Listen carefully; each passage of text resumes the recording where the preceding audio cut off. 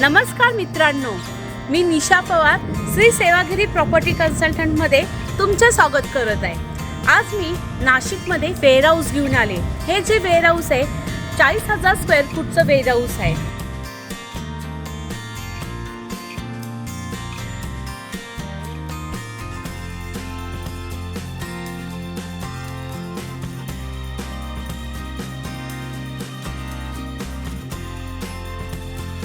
अशा प्रकारचे माझ्याकडे वेगवेगळ्या प्रकारच्या साईजचे वेअरहाऊस आहे।